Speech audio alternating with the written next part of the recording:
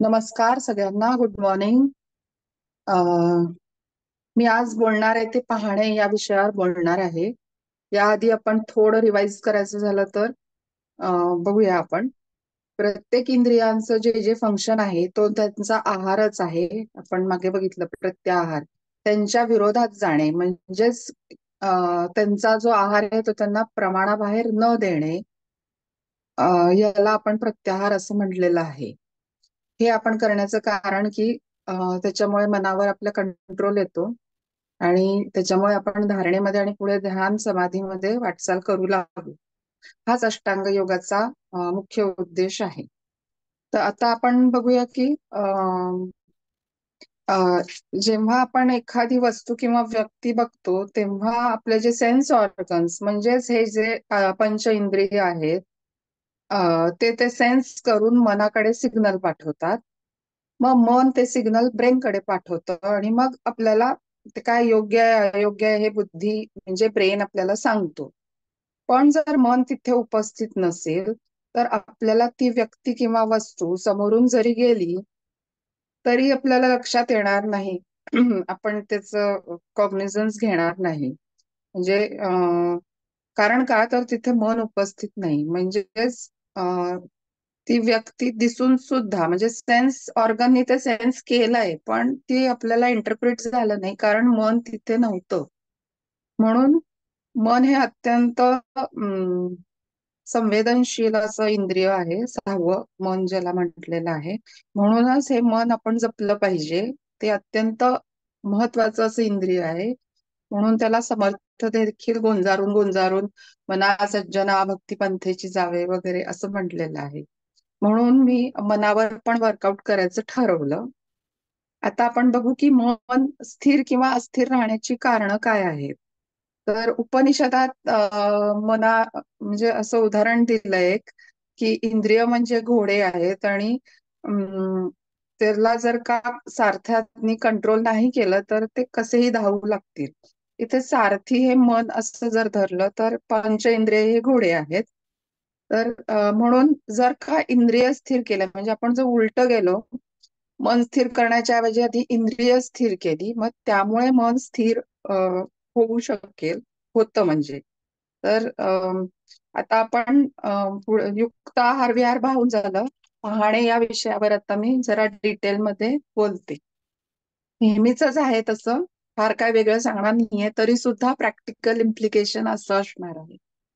परवा माझी एक ऑप्थॅल्मॉलॉजिस्ट मैत्रीण, डोळ्याची डॉक्टर जी आहे ती भेटली आणि ती म्हणाली हल्ली डोळ्याची तक्रार काय वाढायला लागली तर ड्रायनेस यायला लागलाय सगळ्यांना. मी तिला विचारलं असं का व्हायला लागलंय, पूर्वी डोळे सगळ्यांना होते आणि आता का ड्रायनेस यायला लागलाय.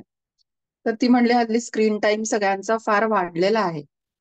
सगळेजण FB, इन्स्टा, व्हॉट्सअप, टीव्ही हे खूप प्रमाणात पाहायला लागलेलं आहे, पाहायला लागलेत. त्यामुळे मग त्याच्यावर कंट्रोल येणं आवश्यक आहे. हा डोळ्यांचाच आहार आहे ना, सगळं आपण रोज करतो तो. तर ह्याला पण आपण स्वतःच कंट्रोल आणायला हवा. आता की म्हणजे किती वेळ बघायचं आणि काय पाहायचं हेही ठरवायला लागेल, कारण त्याचा थेट मनावर परिणाम होतो आणि ते चंचल व्हायला लागतं. उदाहरणार्थ आपण जर का व्हॉट्सअपवर असा व्हिडिओ बघितला की एक फॅमिली होती आणि ती वाहून गेली पाण्यातून. आपण परवा बघितलं असेल बहुतेकांनी, धबधब्याचं दृश्य होतं आणि तिथे जाऊन ते उभे राहिले आणि ते वाहून गेले. आणि मग दिवसभर आपल्या मनात येत राहिलं, अरे रे हे काय झालं, अरे रे हे काय झालं. तर अशी जी दृश्य आहेत जी मनाला चंचल करतात ती दृश्य बघणं टाळावं. किंवा विक्षिप्त दृश्य, थरारक सिनेमे किंवा हल्ली पोर्नोग्राफी बघतात लोक, ते पण टाळावं. त्याचा मनावर निश्चित परिणाम होतो. ज्या कोणाला सवय नसेल ते बघायची, सवय करूनही घेण्याचं कारण नाहीये. अशी विकृत दृश्य बघू नयेत. तसंच हल्ली काही गेम्स असे निघालेत की जे मनावर परिणाम करतात, ते बघणं टाळावं. काही लोक हे सगळं ऐकून असं म्हणतील की त्याने काय होतंय, इतकं कसं नाजूक मन तुझं, इतकं कसं हळवं मन. तर तिकडे आपण दुर्लक्ष करावं कारण आपला हेतू असा आहे की आपल्याला ते स्थिर करायचं आहे आणि पुढे मेडिटेशनसाठी सिद्ध व्हायचंय. तर हे बघणं टाळायला हवं. एका पाठोपाठ एक सिनेमा बघणं, सिरियल्स बघणं, न संपणारी सिरियल्स असतात अगदी. मग त्याच्यातला संसार, त्यांचे रुसवे फुगवे आणि प्रॉब्लेम्स ह्यात आपण किती वेळ घालवायचा हे आपणच ठरवायला हवं. वाचन पण वाटेल तसं करून वाटेल ते साहित्य वाचण्यात पॉइंट नाहीये फारसा. तशा टाईपचं वाचन टाळावं. न्यूजपेपरमध्ये शक्यतो हेडलाईन्स वाचावं, म्हणजे वाचनात यावं, कारण मग आपलं जनरल नॉलेज लोक कुठेतरी टेस्ट करतात. तर हे घडलं एवढं माहीत असण्यापर्यंत बास आहे. पुढे चालून जेव्हा मेडिटेशनला लागू तेव्हा खरं तर काहीच वाचू नये. ज्या रूम मध्ये आपण बसतो त्या रूम मध्ये शक्यतो ती रिकामी असावी, किंवा अगदीच आवड असेल तर एखाद्या संतांचा किंवा देवाचा फोटो असावा. म्हणजे आवड असेल तर, जेणेकरून आपल्या मनावर प्रसन्न असा भाव निर्माण होईल. उगाच आपलं डरकाळी फोडणाऱ्या वाघाचं किंवा उधळलेल्या घोड्यांचे अशी चित्र नसावीत. म्हणजे मग किंवा गुरूंची प्रतिमा असावी, म्हणजे मग मन लवकर एकाग्र होऊ शकेल आणि ते ध्यानाला अनुकूल होऊ शकेल. हे सगळं आपण स्वतःसाठी करत आहोत. ह्याच्यावर आपण कोणाचंही, म्हणजे ह्यांनी केलं म्हणून सांगितलं, त्यांनी केलं म्हणून सांगितलं, असं आपण वाटून घ्यायला नको आहे. ह्याच्यामध्ये आपली डेव्हलपमेंट, आपलं मन इव्हॉल्व्ह होण्यासाठी हे सगळं चाललेलं आहे.